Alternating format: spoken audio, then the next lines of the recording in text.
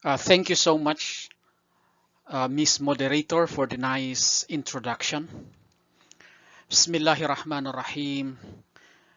Assalamu alaikum and good morning, good afternoon, or good evening to all of you who are in attendance in this webinar.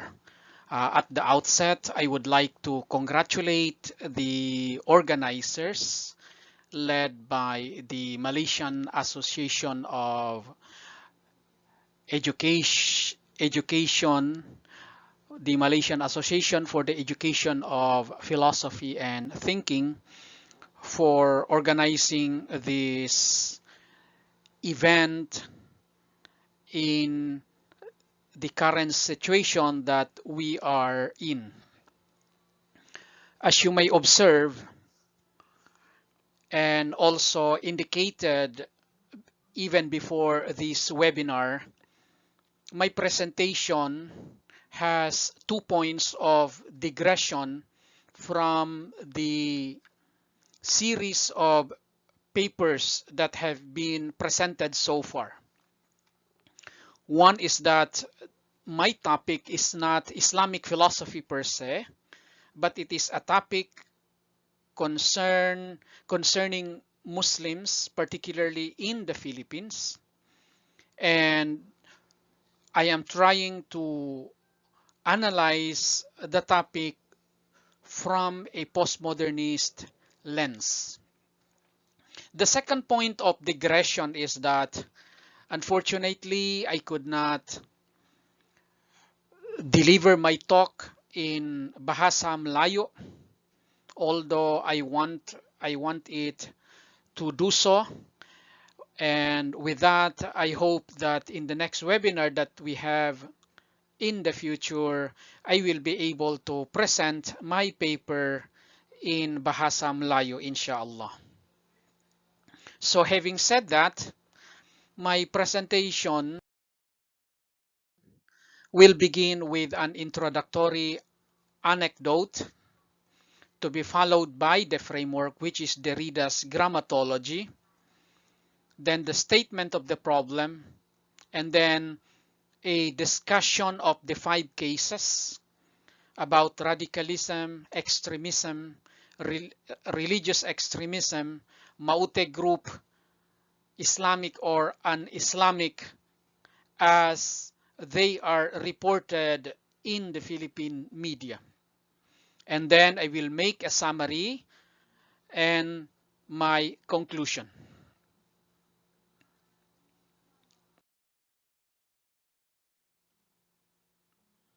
In a recent peace-building symposium workshop, there was a casual conversation between a Muslim NGO worker and a Mindanao-based non-Muslim journalist. And this discussion turned into a heated argument over the correct description for such groups as the Abu Sayyaf.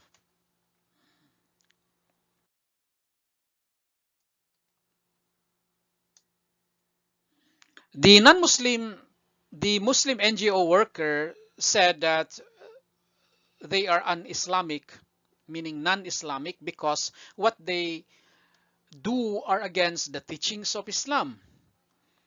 The non-Muslim journalist countered by saying that they are Islamic because they use Islamic symbols and justifications.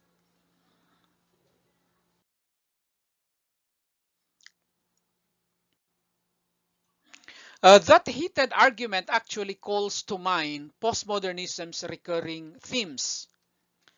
In particular, I am referring to Jacques Derrida's grammatology or semiotic analysis given in his writings.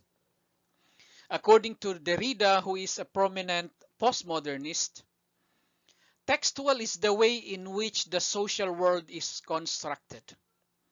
And interpreting the world reflects the textual interplay at work or the concepts and structures of language.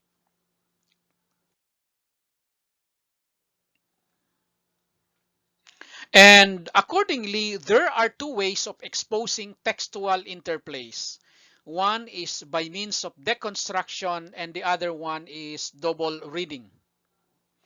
By deconstruction, we mean a means of showing how all theories and discourses rely on artificial stabilities produced by the use of seemingly objective and natural opposition in language. For example, light versus darkness, knowledge vis-a-vis ignorance, white in opposition to black, friend against enemy. And whenever we mention this binary, automatically we give preference to the other. And in most cases, if not all cases, we give preference to the first one. It means to say light, knowledge, white, friend.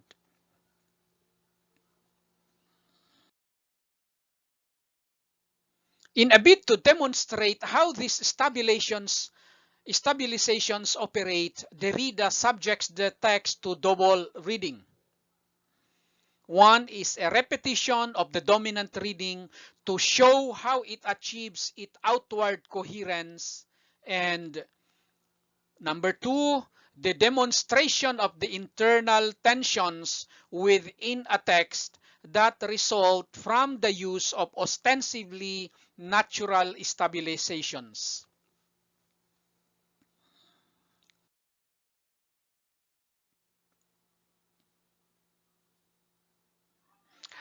By doing so, Derrida's aim is not to come to a correct or even one reading of a text, but rather to show how there is always one or more than one reading of any text.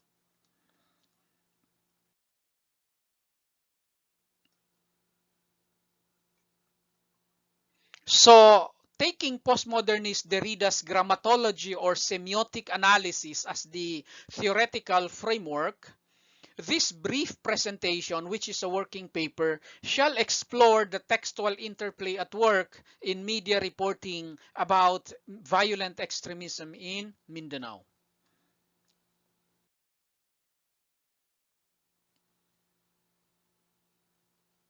Using Derrida's deconstruction and double reading tools, it shall scrutinize these 5 terms as usually used in the Philippine media.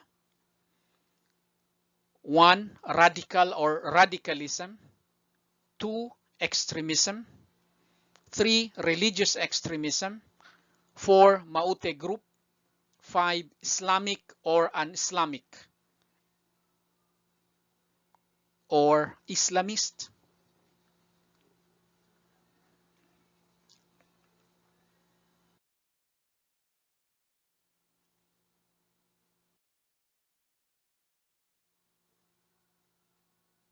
In countering and preventing violent extremism trainings and workshops, usually the first session is allotted to conceptual clarification. And the first question being posed always is something like this. Is to be radical or extremist necessarily bad and condemnable?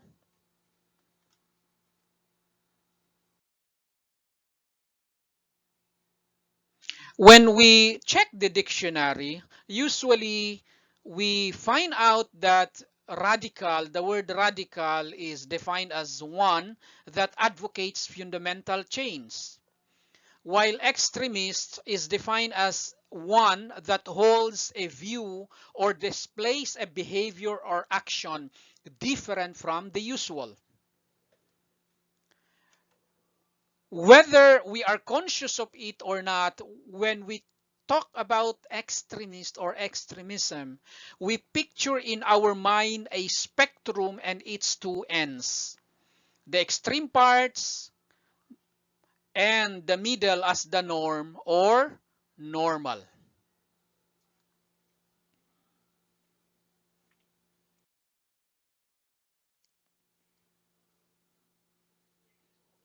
Having said that, we can say that George Washington was definitely a confirmed radical during the American War of Independence, because instead of maintaining America under the British Empire, he was opting for American independence.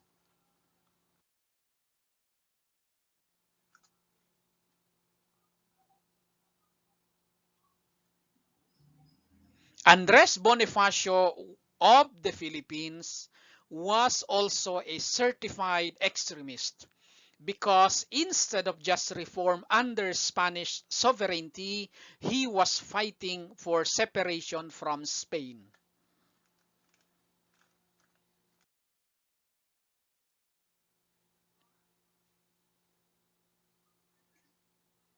Nelson Mandela was a convicted terrorist for the apartheid regime in South Africa, and because of this heinous crime, he was imprisoned for almost 3 decades.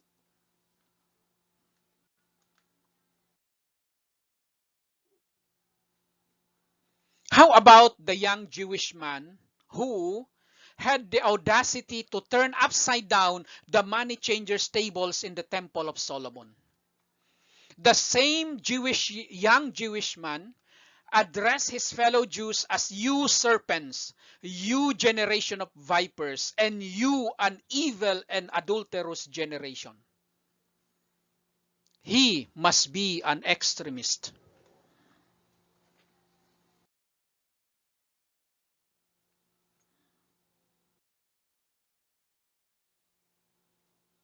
Is religious extremism necessarily evil and condemnable?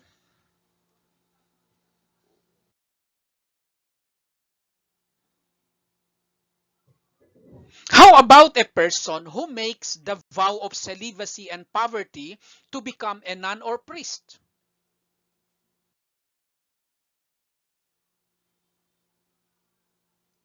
How about a teetotaler who totally abstains from alcohol on account of religious conviction?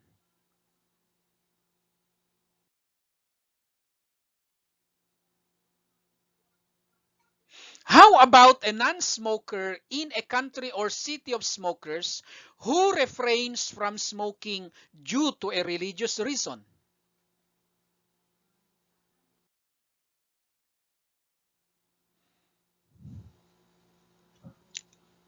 As you have no qualms in agreeing with me in all those rhetoric questions, usually, if not in all cases, our answer is no, not necessarily bad or condemnable. Why? Because there is a missing link here. And that missing link is the imposition, compulsion, or the use of violence. If a priest or nun maintains the vow of celibacy and poverty, there is no problem. The problem only arises when the said nun or priest begins to enforce his or her conviction, hook, line, and sinker down the throat of the people around him or her. Because in that case, it would lead to violent extremism.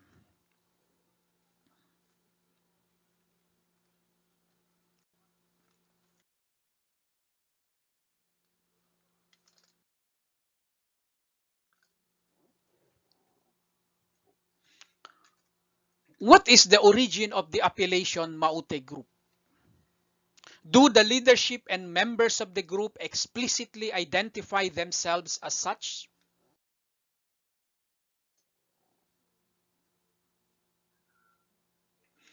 A background study of the group shows that since 2013, it has been called Da'wa Islamiyah fi Ranau, or Islamic State in Lanao, while its precursor was Khilafah Islamiyah Mindanao Black Flag Movement, or KIMBFM.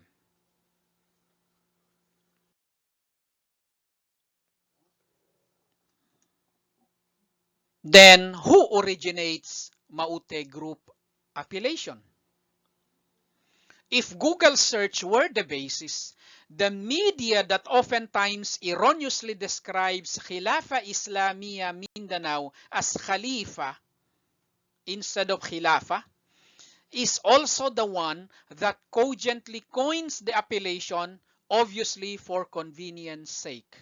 It is like the situation in a joke wherein somebody was asked who is his favorite actor, and then he said Arnold Schwarzenegger. And then he was asked again, how do you spell Schwarzenegger? And then he said, I changed my answer. My favorite actor is actually Jet Li, because for him it is easier to spell Lee.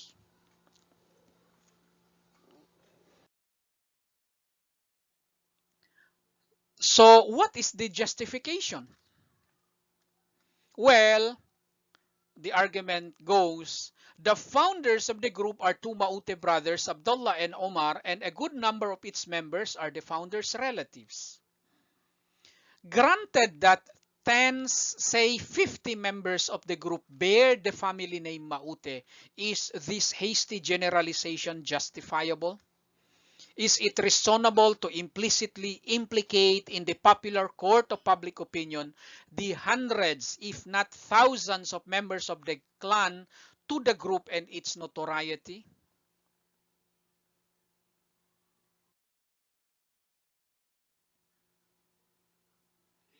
Is this not playing the very game of the players one refuses to play?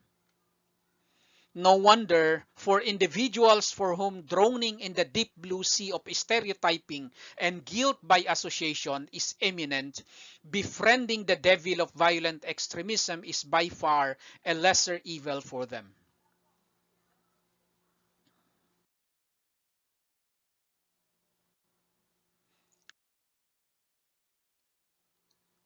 Last case, Islamic, un-Islamic, or Islamist. Applying Derrida's deconstruction, one would venture to ask, if used to modify something praiseworthy, which term is privileged over the other, Islamic or un-Islamic? How about if it is used to describe something blameworthy or condemnable? In between Islamic and un-Islamic, at both ends of a spectrum, is there any possibility of a third modifier? In other words, is there a possible gray in between white and black?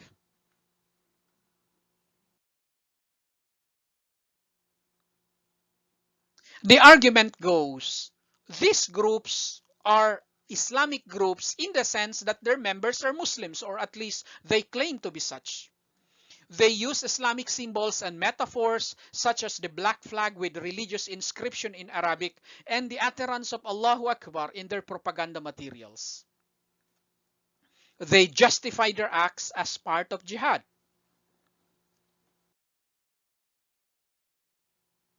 Backed up by this kind of reasoning, the label Islamic inevitably gives the impression that the term being described is ideally representative of or in line with Islam, and that there is a unanimous view of Muslims or the majority of them in this regard. But the truth of the matter is that it is not so. In fact, many Muslims, if not most of them, take offense with the media hype Islamic terrorism or Islamic extremism.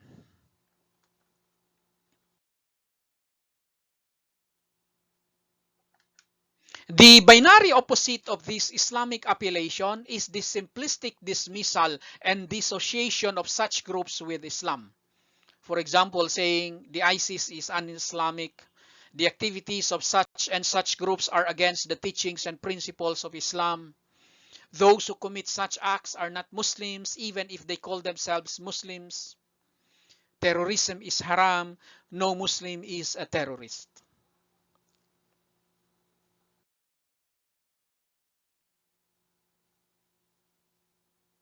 The fact is that with all their doctrinal sophistication and communication astuteness, these groups use Islamic symbols and theological bases in such a way that awfully appeal to the innate idealism and heroism of young Muslims. As you condemn terrorism, They would instantly present you with a plethora of Quranic passages, citations from the prophetic tradition or hadith, and or selective historical accounts in order to doctrinally justify their violent acts. Worse still, they might even declare that it is you who actually went outside the pale of Islam and is condemned to death for being a murtad or apostate.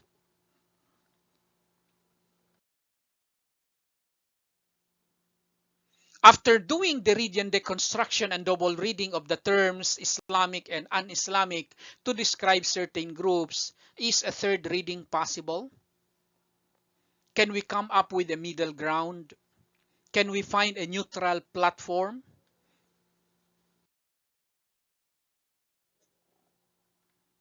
As I was passively listening to the arguments of the journalist who uses the appellation Islamic to those groups and the NGO worker who, in contrast, prefers the label un-Islamic to describe the same, I was imagining myself telling them both, in my personal opinion, both of you have valid points in your arguments. Apart from Islamic and un-Islamic, Islamist is a due candidate to describe those groups more accurately. The modifier Islamist suggests that those groups adopt Islam implicitly or explicitly as their overarching ideology or ism.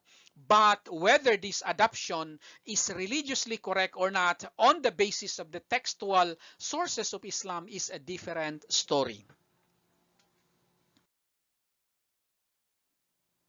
By scrutinizing the 5 terms, radical or radicalism, extremism, religious extremism, Maute group, and Islamic or un-Islamic, we can see that textual is indeed the way the social world is constructed.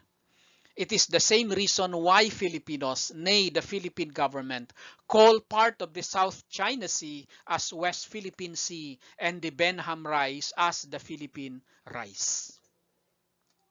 As a middle ground, instead of religious extremism, an alternative term is violent extremism in the name of or under the guise of religion. In conclusion, the universe is not a monopoly of binary equations. The world is not always a case of either you are with us or you are with the terrorists. Zero sum is not always the game in town. In the Derridian jargon, there is always a multiple reading of a text. For a detailed treatment of the subject, one may refer to the book, The Hermeneutics of Violent Extremism in Mindanao. Along with the title that I have mentioned, philosophy books such as Philosophy of Religion, Philosophy of Ethics, Fitra, Man's Natural Disposition, The Revival of Islamic Thought, Mutahari is Mutahari, The Making of a Thinker, and many other titles can be found in ElziStyle.com.